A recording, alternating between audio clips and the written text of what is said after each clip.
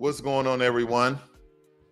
So today I want to cover, because we know everything is essentially tied to politics, but I want to break down some things that I actually revealed in my one of my last videos, talking about how I will not be buying the British pounds, right? Investing in their futures, uh, options, no matter the financial vehicle, I would not be supporting the British pound because we understand that it dropped down to $1.07. This is pertinent because somehow they persuaded the banks of Europe to buy their UK bonds, which help support and stabilize their economy even more so, and raises the British pound, making it more valuable, of course, more than a dollar.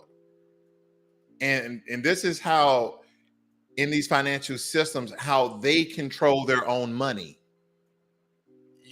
When I talked about monetary sovereignty, meaning that these Western European countries that don't really have any resources can really never go broke because they control the entire globe financially, because in the system of white supremacy where there's Western powers that are more powerful than any other countries in the world, then who you think will retain wealth according to their standards?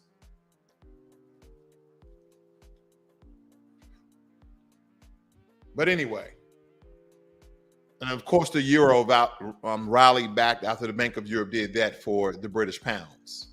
Let's move on. I'm giving you guys some quick updates before we get into the heart of the video. FYI, U.S. mortgage rates rise to 6.5. So unless you're an investor, most people will not be buying a home at this time. It's just too damn expensive. I know a lot of you have been thinking about buying a home here of late, and you thought the market was going to cool off, but the market, now technically the real estate market has cooled off a little bit, but we're still in a recession and inflation is still high. Thus, the U.S. mortgage rates are now rising again and jumped to 6.5%. Let me tell you why that's important as well. I bought my home 2 years ago. My interest rate on my loan was 2.25%. Yes, and you're saying, damn. So that's very important. And we have to understand compounding interest if you get a loan like this.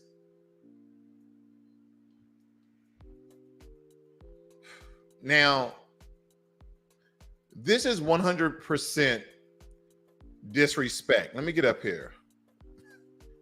So President Joe Biden mistakenly called out for the late Republican Jackie Walorski, the Indian Republican who died in a car crash in August, while giving opening remarks at a White House conference on hunger, nutrition, and health.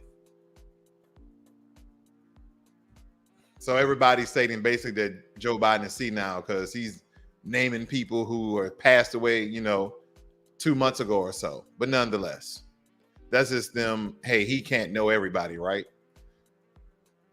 Now, this is the second, and it gets me angry, family, because if you notice, the president continues to approve millions and billions of dollars to fund a war that's not even in the U.S. But we have U.S. cities, we have U.S. states that do not have adequate and safe drinking water. This is straight up disrespect. This is not disrespect to those states who needs the help of the United States of America. No. It's to us, the American people. You know why? Because regardless if your state has taxes, everybody has federal taxes. Everybody has to pay their percent, their amount to Caesar in order for this company to operate. But in these cities, the company is not operating because those citizens, in America is the 8th richest country in the world, Granted, there's over 200 countries in the world. They're the 8th richest, and everybody comes to America. But in these cities in America, we don't have safe drinking water, but you pay federal taxes. But he can give your tax dollars, to an entire different country. Think about that, family. It doesn't matter if you live in those states. It doesn't matter if you have family there or not. It doesn't matter if they're white or black. It really doesn't matter at this point, because it's straight disrespect on this president and this presidency. Because there's a couple of white cities, not as much as black cities, that don't have safe drinking water either. But your federal tax dollars, where do you think you're getting the money from? Where do you think he's getting the fucking money from? Huh? Where do you think he's getting it from? He's getting it from our federal tax dollars. That's where he's getting it from. That's where he's getting it from. He's saying that people in another country are more important than the people who voted him in. That the country he represents. That's straight disrespect, family. And I'm going to tell you why this is important, right? I'm going to tell you why this is important. When I looked up this list, United States of America, this is coming from worldatlas.com. United States of America is the 8th richest country in the world. We are, and we have the strongest and most powerful military in the world. So riches and power are different, but riches can buy power. Most people who are powerful are, listen to this. This is crazy. If you have riches, then you can become powerful. But you never seen too many powerful people walking around who wasn't rich. Think about that. And there's something else to put into perspective. We're the 8th richest country in the world. I'm stuttering there. And it says with resources, rich land, and biggest economy in the world. So we're the 8th richest in the world, but we are the biggest economy in the world because everything comes through the United States of America. It says has a strong purchasing power. It supplies its energy and can export oil, gas for profit. Listen what they're saying, that we have oil and gas for profit. But I saw in another news story, Joe Biden was like, he's asking gas companies not to raise their prices or oil companies not to raise their prices. But this is what the world is reporting on with America. It also states, as relative deregulated market economy with a decentralized political system, they are virtually no state-owned enterprises, meaning everything is small or big business. And the legal system protects the liability of investors. The legal system protects the liability of investors. Although such stats attract talented people worldwide to take a shot at earning a fortune, it remains one of the top countries where the wealth is not shared equally. Listen to that, what they're saying, where the wealth is not shared equally. America has an entrepreneur mindset. And family, just stay with me here because I'm going somewhere. I have to point these things out because as I was stating before, how $1 billion, this is probably like 2 or 3 billion we didn't send to Ukraine. But see, when they say billions of dollars, family, do not forget, we're not only giving them money, we're giving them weapons and equipment. So tally that all up. We're probably already 10 billion in because they're just letting you know how much money we're giving. They're not telling you the military equipment we're giving them because, that's OPSEC, operational security. They're not going to let you know that, but they're giving that away. Stay with me. Here we go. 12 cities with the worst top water in the United States of America. 12. You probably thought it was Flint, Michigan, and Jackson, Mississippi, and maybe 1 or 2 others, right? No, 12, right? And they're talking about how the water is coming out like sludge. It's coming out like, someone took a crap in it. Then it says millions of people are exposed to unsafe drinking water everywhere in the United States of America. Okay. Let me get to a family. Pittsburgh. Officials said they've been accused of downplaying the threat of lead contaminated water. That's Pittsburgh.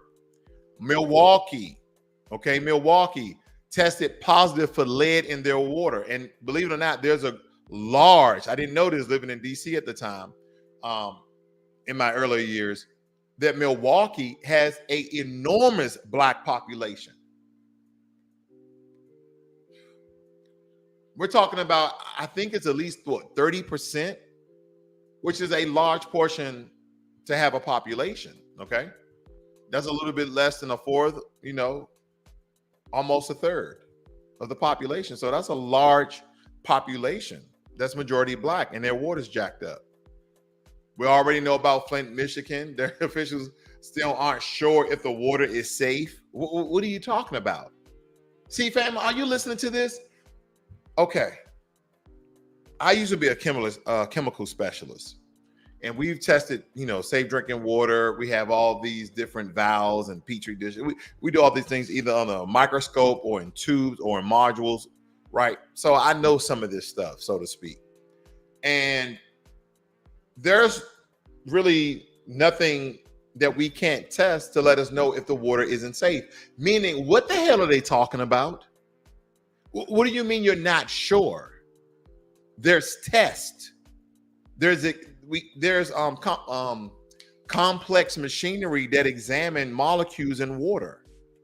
Like we have people have this in their cars, the HHO separator, right, where they can actually separate the hydrogen gas from oxygen that creates water, but they're taking the oxygen gas to fuel their cars. You think we don't know if water is safe or not?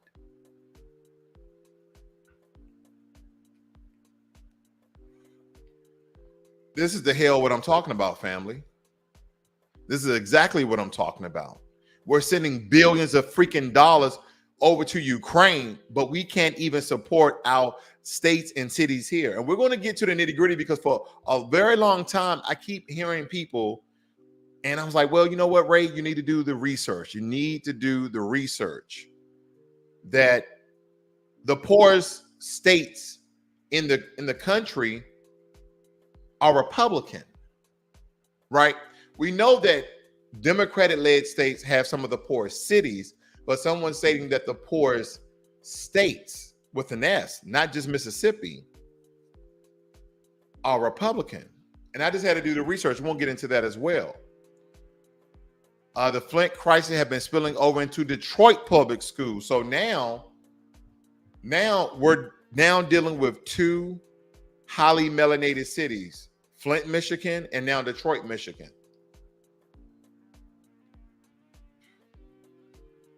And what they mean by, they call it spillage.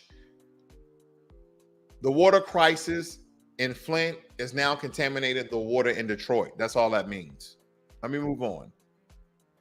Newark lead contamination is at an all-time high. And look, News Insider, boy, I tell you, these large white mass media news organizations drive me fucking nuts. Think about this, family. They put Newark lead contamination not at all-time high. They put a Black man up there to let us know that Newark has a high Black population. Let me move on. I tell you, DC, where I was born and raised, and at the time was Chocolate City, 70% Black. But now I think it's around 40% Black. Okay, so they're not the majority anymore, FYI. But nonetheless, they have contaminated waters for the past 20-something years. And this is where the White House is. This is where the monument is. This is where the Capitol is. You think the president drinking tap water? Who do you think drinks tap water, family? Who do you think drinks tap water? Now, not too many people, but back in the day, we all drank tap water. And then when people say, oh, well, the water is bad and this water is good, and we have thousands of water companies, now all of a sudden the tap water is bad. No, it's probably been bad the whole fucking time. We all used to drink tap water, and then all of a sudden we only drink bottled water now. This shit is ridiculous. I just want you to think about it. Yeah, I got a potty mouth today. Excuse my potty mouth. I don't usually curse as many times, so I apologize. Baltimore, they show black kids in the street dancing or playing ball, rather. But see, they won't connect the two news stories together. Have you noticed that, family? Let me finish. I'm going to bring that to you guys' attention. This is California. They got chemicals in the lake. Charleston, West Virginia, they have somewhat of a high black population, literally like the only in the state other than Bluefield. Okay. Let's see here. Newborough in upstate New York, state of emergency, contaminated water, right? These are unpopular. Tap water in Miami, Florida contains forever chemicals called PFAS. Forever chemicals, meaning because they're forever chemicals, regardless of what they do, they cannot extract the chemicals out of that water. So what is that telling you? If this is a drinking water plant, you literally have to dump all that water and start all over again. They have to, but I'm pretty sure they won't, because it's probably millions of gallons of water. But nonetheless, if you have forever chemicals in there, you have to dump all of that water. It's contaminated forever. That's the whole point. Then they have to clean and sterilize every piece of equipment that forever chemical was on, right? We talked about spillage. We talked about cross-contamination. This is what you need to understand. And guess what? If that forever chemical mesh with the metallics in any of those metals, then you have to throw all that shit out as well. And more times than not, because of forever chemicals was in the water, technically they will have to replace every single machine, apparatus, whatever they may have, so they can filtrate the water. They will have to replace it all. And we're talking about, depending on how big it is, millions and billions of dollars. But what does that fucking matter? Because we already gave Ukraine $10 billion. Who cares about American people not having safe drinking water to wash their ass, to wash their hands, to cook with, and even to drink, when you're the 8th richest country in the world and the most powerful military in the world with the biggest economy in the world? Think about that.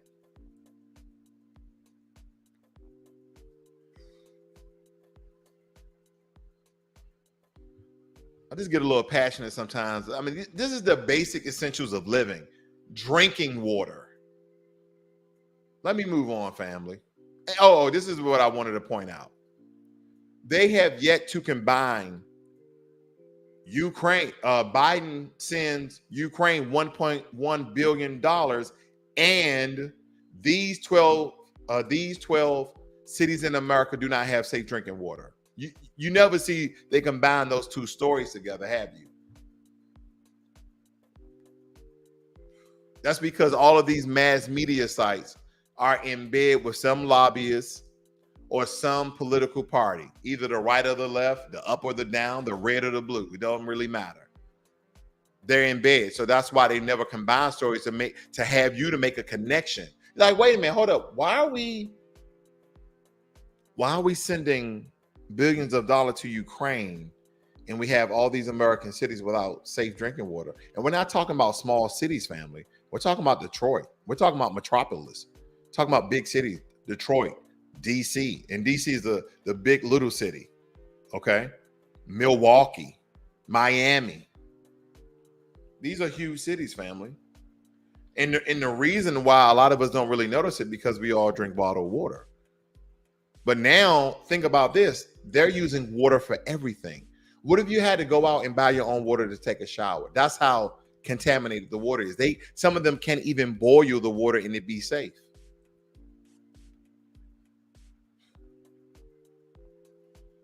I'll get off of it. So I thought it would be important to show you the poorest states in the union. The poorest state United States of America. Now, I'm going to go over these things very quickly. It states here in 2022, the poverty guideline for a single member household is 13,590. That's basically what they're saying. You need to at least make in America to, I guess, survive. That's no money at all. It says making the poverty guideline for a two-person household, $18,310. Okay. So now we have that baseline. We have that foundation.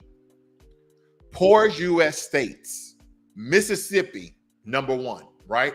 And Mississippi is ran by this fellow right here, Tat Reeves, who is a Republican. So the poorest state in America is Mississippi with a Republican-ran governor.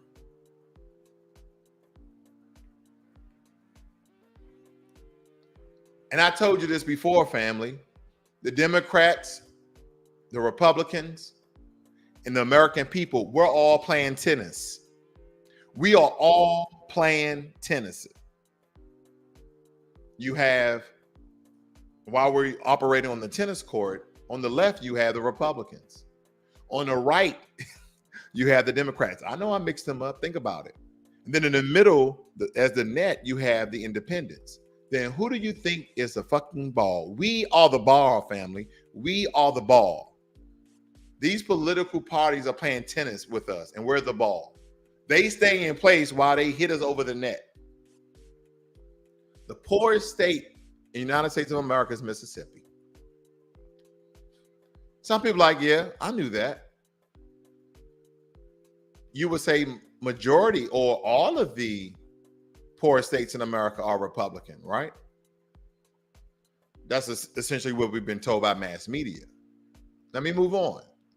I don't think we really need to get into the numbers with this, so I'm just going to go through. The next poorest state in America is Louisiana. You can look at the numbers for yourself. Look at the median household income. That's no money at all. This was what, $45,000, and this is 51. And when we look at that governor, it's a Democratic-ran governor, John Bel Edwards.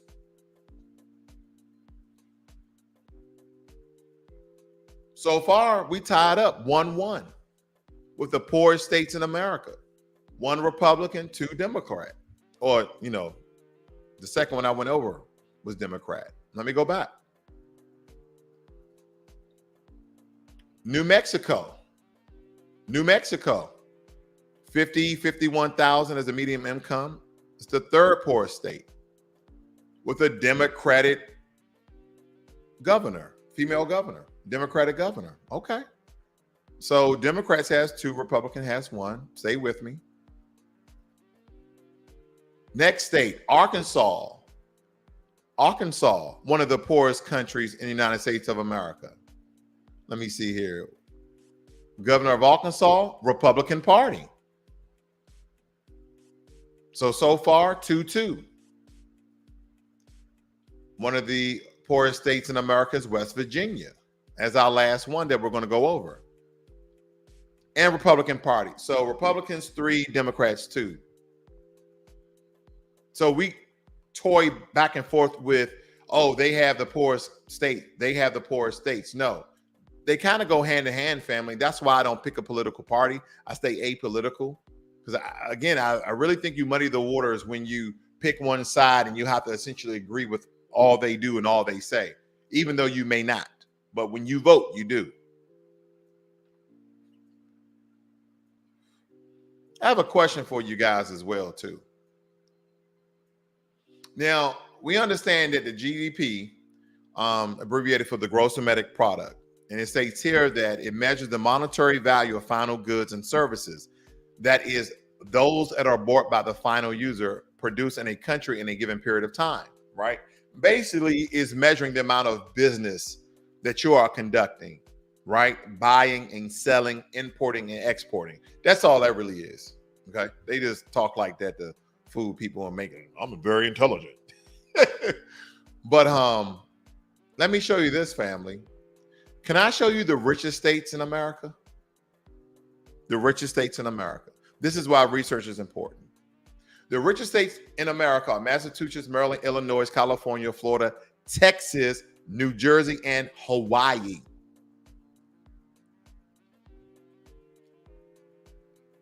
When I was in DC, I thought Texas, even though I saw a show when I was young with my, mother and aunt called Dallas.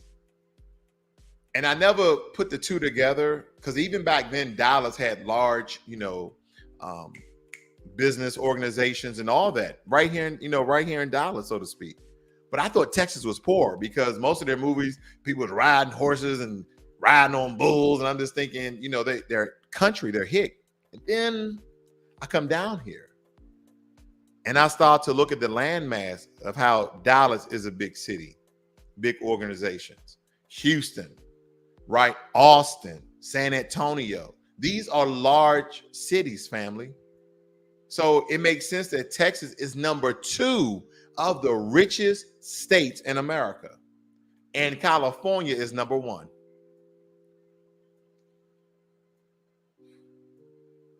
And last but not least, Florida is number 4. I know I skipped over New York because what I'm showing you is even at the top, we know that California, I believe, is ran by a Democrat. Texas, Republican. New York, I believe, Democrat. Florida, Republican. And we know for quite some time now that Texas and Florida are some of the most populous states because their governors are so radical. They just make these rash decisions and put them into law, like sending illegal migrants to all the Democratic-ran cities and states.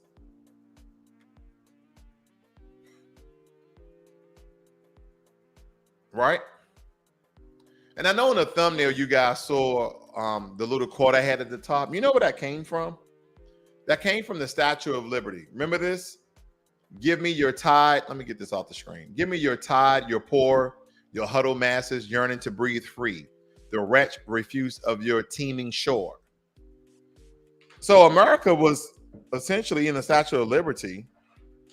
I believe that was adopted by what, France, was it not? They were asking for countries to send their poor people over here.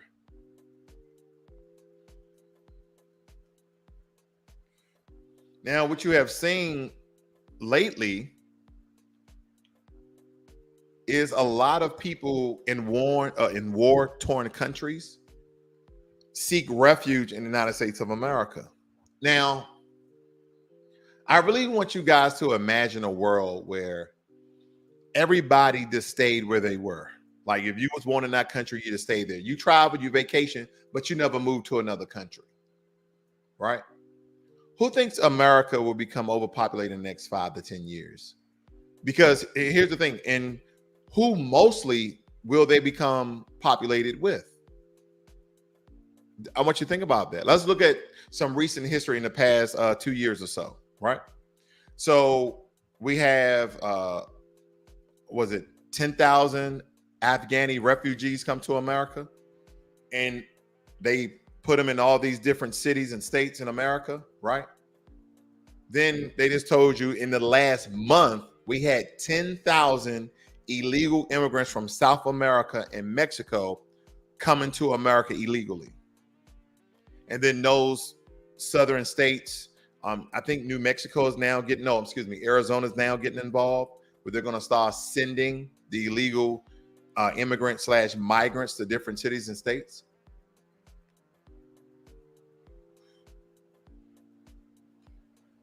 See, the problem is I'm trying to understand. I know a lot of this has to do with discrimination, racism, unfair practices, all that mess, right?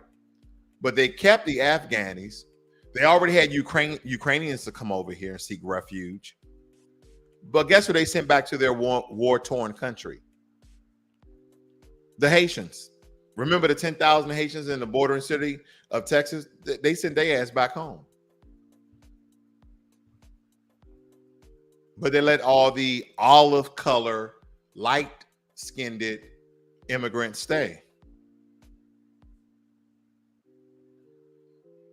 I mean, when are we going to essentially realize that anytime we believe or trust or be on the side of one of these political parties, that we're helping ourselves? We're not, family. See, because one or two of us make it, right? If out of 10 people, a half a person make it, that's kind of like the mathematics behind it. For every 20 people, one black person to make it. I don't mean like be a millionaire, rich, famous, all of that. No. I'm talking about making medium income. 1 out of 20. It's something like that. So the chances are less than everyone else's. The opportunities are almost nil. So when you really think about it, it's kind of like, why aren't we voting for our own best interests? Why is it when they tell us about all these other groups, they keep using these trick terms, they keep coining these things, and they're very repetitive about it because they want it in your brain. Black and brown, black and brown, black and brown, black and brown, black and brown. Minorities, minorities, minorities, minorities. Underserved, underprivileged, underserved, underprivileged. But when you say, when are you going to do something specifically for black people? They like, well, I think you guys, sometimes you'll get this from them. I think you guys do deserve reparations, you and the Native Americans. Hold up. What happened to specifically Foundation of Black Americans, U.S. Freedmen? What happened to that? Because when I look at each and every other group, they're well taken care of. The Native Americans, you give them part of the financial budget each and every year. They're getting reparations year on top of year. They have their reparations. And then last year, you gave them another $31 billion. So I don't know what the hell you're talking about. The Asians got their anti-hate crime bill. The Asians are the model minorities, aka the buffer class between. It goes much deeper than we can actually fathom, family. They give them legislation and or money, and more times than not, all the kit and caboodle. This administration, it really doesn't matter what administration, whether it be red, blue, Republican, or Democrat. This administration decreased the budget of financial support from the federal government to HBCUs, but increased the Hispanic college and universities budget. Am I mad that they're getting their money? No. Again, my focus is on how this government, how this country has treated black folk ever since we landed foot on this land, whether it be before or after slavery or during slavery. It doesn't really matter. That's what I'm referring to. And then when I start off and I'm leading you guys down a trail, showing you how the disrespect of billions of dollars are going to other countries, then I show you that we have the money in this country to support our people. I went down the water crisis here in America of all of these 12 cities, and there's probably much, much more. It just didn't get any recognition from mass media. Then I show you the richest and poor states. It doesn't lean one way or another. It's pretty much fair and balanced or equal of who run these poor states, Republicans and Democrats. Who run these rich states, Republicans and Democrats. But we still want to pick a side. We're in the 8th richest country, and we are the most powerful country in the world. Nobody wants to go to war with us. No one. Then we have the strongest allies. So I really just want you to think about this, family. First of all, how rich this country is and what they really can do. They can give us reparations, right? And I gave out a number, I think it was early this year or last year, but each descendant of American slavery, North American slavery, supposed to receive a check at some $365,000 if they spread it equally. And I'm pretty sure it's much more than that, right? Because dealing with inflation, money is more. But it's probably around $16 trillion. That figure of 365 came from a figure at $14 trillion. But as I did more research, this country owe our people around $16+ trillion. And see, a lot of people are calling for programs. You should support these programs. You should do with the money. No. I don't care if your Uncle Junebug is a crack addict. If he's a descendant of American slavery, give him $365,000. The only thing you're gonna do is do it on drugs. The only thing the dudes in the hood, the dusty dudes gonna buy rims. Let them do whatever they want to do with their money.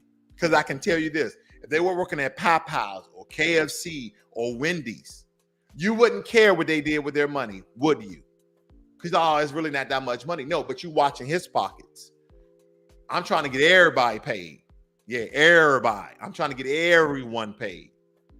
But we keep muddying the waters. We keep trying to take a side because they pushing these agendas and propaganda on the Black community, talking about Black and brown. No, they're getting theirs. We need to be looking out for ourselves. Go to some of these congressional sites, Asian, Hispanic. They're talking about who? Asian and Hispanic. I ride with that. You're supporting your own people. You're talking about your own people. It's your own congressional site, as you should. No.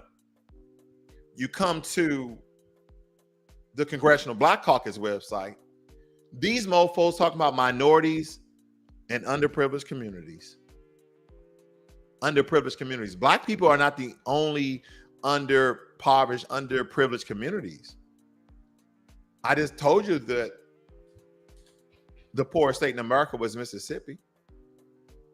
There's a lot of poor white people in America. So let's not be fooled by that. So just think about that, family. Really think about that. Because it puts things into perspective. There's a lot of anti-Black racism going on in this country, but we don't think that the racism is connected politically. Why don't we think it's connected politically? Why you believe one of these parties would do something for us? Why do you think it would do that? They have not been. And I told you this before. The Republicans just straight ignore us. They're like, whatever, we ain't doing nothing for y'all. But the Democrats, I'm going to tell you what they do. They give us attention. They give us representation by putting Black men and women in certain political positions. And they give us symbolism. They give us symbolism. They make stories of how this basketball player or this movie actress is doing well. Like, that's not a regular Black person. For the percentage of America that we are, family, we're the most financially distraught. We're the ones who are hurting more so than any other community. And think about it like this. We were the first community here in the United States of America. Don't let no one tell you that you're an immigrant. If your roots and your lineage trace back to American slavery, this is your country. You're not an immigrant. Like, oh, this is a country of immigrants. No, it's not. It's a country where you have allowed illegal immigration, for one, and then the rest, millions of people to legalize and make them U.S. citizens. I'm not against that. I'm against illegal immigration because, again, I told you this before. I'll beat the drum on it. You cannot go to these other countries illegally over the border and them not lock you up and deport you back to your country or just lock your ass up. But we're taking illegal immigrants. This is what the Republicans are doing. We're taking illegal immigrants, right? Then we are transporting them north to all these Democratic ran cities, right? Then the Democrats are not doing the right due diligence. They have to go through a process. So they start their paperwork, they do whatever they have to do. They have to go back to their country until they get cleared, but they're not doing it. They're housing them, money. That costs money, family. And I get it. I'm taking the sort of humane feel out of it. These are people, men and women and children who need support. I get all that. I'm just taking that out for a moment. I want you to look at the money aspect. But you transported them, you use state funds. The Democrats house them, they're using state and federal funds. And then people who are in the country illegally with the program they have in New York, they citizenized them. They made them U.S. citizens. Family, let me ask you a question. When is the last time you robbed a bank, got caught, They held you for a day or two and they say, go ahead, man, you can take the money. Yeah, go ahead. You good. Think about that. That's what they did. They came across illegally. They came across the border illegally, got caught. They held them for a couple of days, transport them to these cities and states, and they said, oh, man, you good. Let's go and house them and give them some money and make them citizens. Now, of course, the humane look at it is these are families who are probably in dire need of help and support. But if you have a process, just like when you fill out an application for your job, you fill out your application, you say, hey, listen, I need to start working today. And matter of fact, I need for you to front me, $200 or $300. Your employer, like, we're not doing that. After 2.5, 3 weeks or so, you'll get your first paycheck. What I'm saying is there's a process. We have systems in place for this. And I'm not saying we shouldn't provide assistance and support, but we can do that at the border. Someone left me a comment the other day and they said, oh, it sounds like you got Republican talking points, but you say you're not. And this is the problem with us sometimes. We think because, first and foremost, I was already telling you I'm apolitical, right? I don't pick a political side. But when you start speaking a particular way, then people will label you as such. But they're now looking at that this is all about the family getting their check. That's what this is about, family. One, all the money that we have in America and how we utilize it without expenses. Then number two, how these political parties disrespect us in all these many different ways. Damn near everything you can think about, and even entertainment, there's a form of politics behind it. Here's my last example. On your job, whether you own a business or not, but if you have employees, let's say on your job, aren't things political at your job, right? Don't you have to be very cunning in your job, just like in politics, meaning that you don't like Susan, but you and Rob get together, cool, and she likes Rob. So you have to tell Rob something to influence Susan in order for you to get what you need. Politics. Y'all caught that, family? That's how it works, right? And we are playing that part. We're the man in the middle.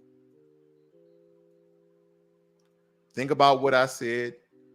If you missed the beginning of this video, family, please rewind it back to the beginning, because we went down a journey.